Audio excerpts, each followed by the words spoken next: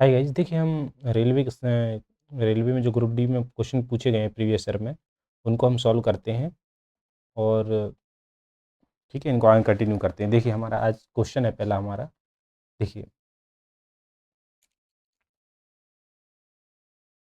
23/11 को इसके आवर्ती दशमलव रूप में बदलिए।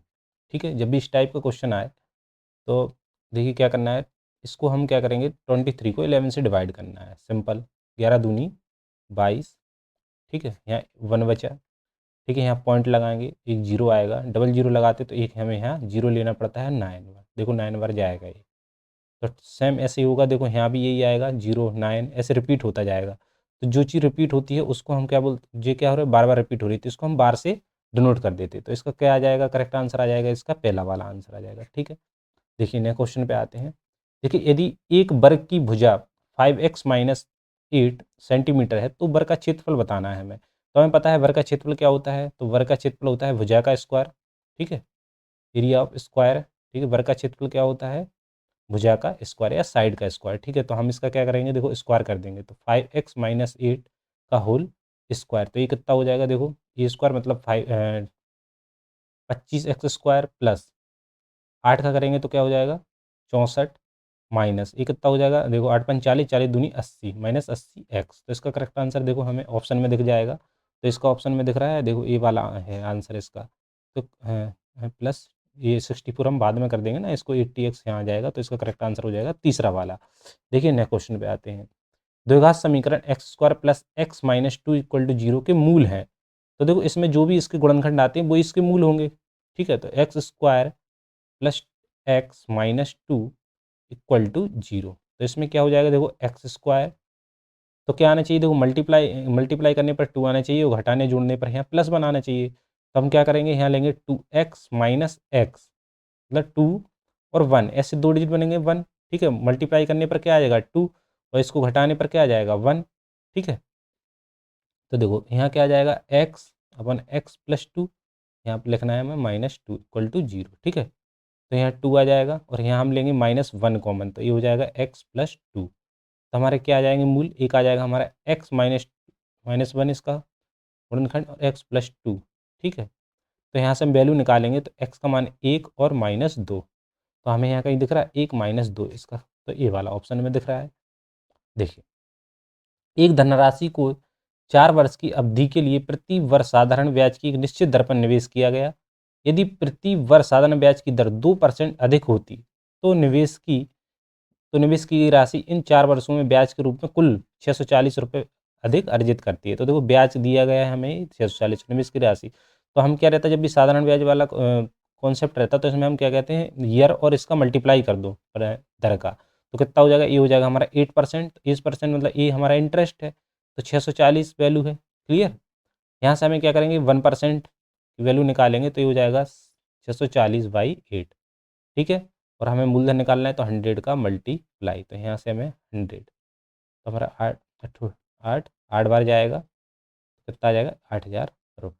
करेक्ट आंसर आ जाएगा इसका 8000। ठीक है, नेक्स्ट क्वेश्चन पे आते हैं। देखिए ये हमारा देखो उस पे है, कथन पे आधारित। देखो निम्न में से कौन सा हमेशा सत्य है, समांतर चतुर्भुज के कोणों के समद्विभाजक एक आयत बनाते हैं। बिल्कुल सही है, क्योंकि ये समकोण पर।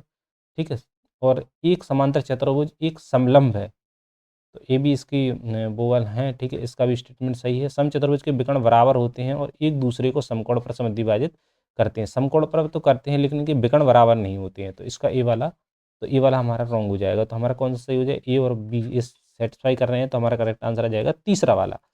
क्वेश्चन पर देखिए ये हमारा क्या है, अब ये हमारा ट्रिग्नोमेट्री की जो सारणी होती है उस पर आधारित है, मतलब मान पर डिग्री वाली जो मान होनी चाहिए। तो cos 45 का मान कितना होता है हमारा, तो cos 45 का मान होता है sin 45 का सेम होता है 1/√2। ठीक है, sec 30 मतलब cos 30 का मान कितना होता है √3/2, तो ये पलट जाएगा तो 2/√3 कितना आ जाएगा 2/√3 प्लस sin 30 का मान 1/2 होता है, तो cosec इसका उल्टा होता है, तो ये कितना हो जाएगा 2 हो जाएगा। ठीक है, तो हम यहाँ से हम क्या रहेंगे, देखो इसको सॉल्व करेंगे तो ये हमारा यहीं रहेगा, इंटू ये √3 उधर जाएगा ऊपर, और यहाँ इसमें देखो हम एलसीएम लेंगे इसका नीचे, तो ये इसको डायरेक्ट लिख देते हैं, ऊपर लिख दिया हमने, तो ये हो जाएगा हमारा 2 + 2√3, ये आएगा करेक्ट।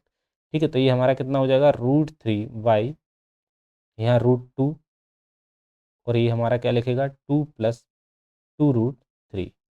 क्लियर है। अब देखो हमें क्या मिलेगा यहाँ से √2 है ना ये √3/2 ठीक है √3 इसका देखो sec 30 का मान क्या होता है cos 30 का मान होता है √3/2 तो 2/√3 सही तो है।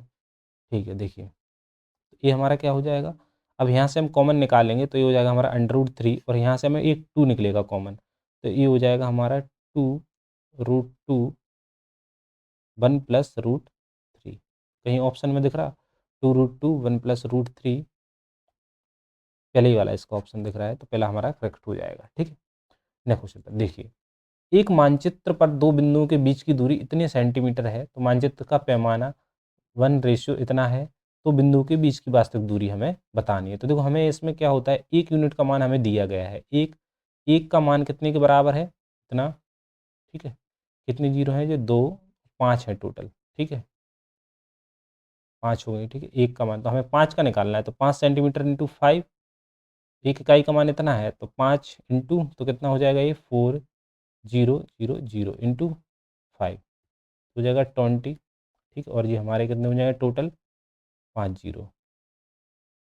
ठीक है अब देखो हम क्या करेंगे इस सेंटीमीटर में है तो हम इसको किस में कन्वर्ट करेंगे किलोमीटर में चाहिए तो हमें 100 का डिवाइड करेंगे तो किस में बचेगा बदलेगा मीटर में और यदि किलोमीटर बदलना है तो 1000 से डिवाइड कर दीजिए। ठीक है तो 3 जीरो से 3 जीरो एक कट गई और 2 से एक कट जाएंगी तो हमारा कितना बचेगा तो ये हो जाएगा हमारा 20 किलोमीटर तो इसका करेक्ट आंसर आ जाएगा 20 किलोमीटर। ठीक है ना क्वेश्चन पे आते हैं देखिए दो क्रमागत विषम प्राकृत संख्याओं की वर्गों का योग हमें इतना दिया तो संख्याओं का योग बताना है। तो हमने मान ला दो प्राकृत संख्याएं क्या है मान लो पहली संख्या एक विषम संख्या एक x है तो अगली वाली कितनी हो जाएगी x+2। ठीक है यदि हम मान लो यहाँ एक रखेंगे तो एक 1 आएगा और यहाँ 1 रखेंगे तो 3 आएगा तो विषम बन रहा है इनकी संख्याओं के वर्गों का योग तो x² + x+2 का स्क्वायर। ठीक है कितना है हमारा 74। क्लियर है तो हमारा ए कितना हो जाएगा x² प्लस ये हमारा हो जाएगा x² + 4 प्लस 4 मतलब 2ab तो 2 मतलब 4x। क्लियर और ये हमारा कितना हो जाएगा 74 तो ये हो जाएगा 2x² + 4x और जी 74 इधर आएगा तो ये हो जाएगा -70 = 0। क्लियर है इसको 2 से डिवाइड करेंगे हम x² + 2x - 35 = 0। ठीक है अब हम क्या करेंगे देखो 35 को ऐसे तोड़ो कि ये गुणनखंड बन गया ए पूरा। ठीक है द्विघात समीकरण बन गई तो 35 को ऐसा तोड़ो कि मल्टीप्लाई करने पर 35 आने चाहिए। ठीक है और घटाने जोड़ने पर हमारा यहाँ क्या होता है 2 बचना चाहिए तो x² + 7x - 2x sorry 5x क्योंकि मल्टीप्लाई करने पर ये आएगा 35 = 0। ठीक है तो यहाँ से क्या आ जाएगा x + 7 ठीक है और -5 x + 7 = 0 तो क्या आ जाएगा देखो x - 5 और x + 7 क्लियर है = 0 तो यहाँ से x का मान आ जाएगा 5 नेगेटिव की वैल्यू हम नहीं लेंगे। ठीक है x बराबर 5 आएगा तो देखो यहाँ कितना हो जाएगा 5 और 7 तो कौन से आएगा 5 और 7 इसको ऐड कर देंगे तो कितना आ जाएगा 5 + 7 कितना हो जाएगा 12। ये हो जाएगा हमारा 12 इसका करेक्ट आंसर हो जाएगा। देखो इतना नहीं बढ़ाना है हमें यहीं से सॉल्व कर लेंगे डायरेक्ट देखेंगे कि कितना आ रहा है यहाँ -5 आ रहा तो 5 इसका x का मान हो जाएगा तो कर देंगे वैल्यू। ठीक है देखो नया क्वेश्चन पे आते देखिए एक व्यक्ति जो अपनी मासिक आय का इतना भाग खर्च करता है प्रति माह उसकी 5700 रुपये की बचत कर पाता है तो उसकी मासिक खर्च बताना है। तो देखो हमें ये फ्रैक्शन वैल्यू दी गई है। ठीक है ये हमें दिया गया है परसेंटेज में। ठीक है तो ये कितना हो रहा है 108 36 दिया 108 108 और 110 तो 110/3 और परसेंटेज हटाएंगे तो 100 लगाएंगे ये परसेंटेज में है तो 110 3 इंटू 100। ठीक है एक जीरो से एक जीरो कट गए तो ये कितना हो जाएगा 11/30। ठीक है तो हमने माना ये हमारी क्या है इनकम। ठीक है और ये हमारा क्या है खर्च एक्सपेंडिचर। ठीक है तो बचत कितने की हो रही है हमें 19 की। ठीक है जब ये इनकम है और इसमें से ये खर्च कर दे रहे हैं हम 11 तो बचत कितना हो रहा है 19 की। तो 19 का मान कितना दिया हमें देखो 19 का मान दिया है हमें 5700, क्योंकि वही तो बचत है। ठीक है, तो 1 का मान कितना हो जाएगा 300, या 1 यूनिट बोल सकते हैं हम। निकालना हमें क्या है मासिक खर्च, तो मासिक खर्च मतलब 11 का मल्टीप्लाई कर दो, तो 11 का मान हमें निकल आएगा। तो 11 बन जाए 11 कितना हो जाएगा 11 × 3300 रुपये। ठीक है, या यूनिट मान लो या 1 मान लो। ठीक है, तो इसका करेक्ट आंसर हो जाएगा ए वाला।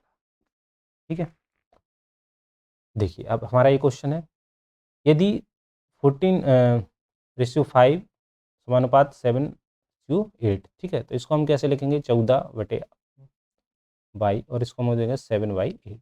ठीक है, इससे कट जाएगा 7 दूनी 14, तो ये बाई का मान कितना हो जाएगा 16। ये बहुत सरल था, तो बाई का मान क्या हो जाएगा 16। ठीक है, थैंक यू ऑल। देखिए अगर आपको पसंद आए तो आप एक बार सब्सक्राइब जरूर करिएगा, ताकि हम आगे कंटिन्यू कर सकें। Thank you all.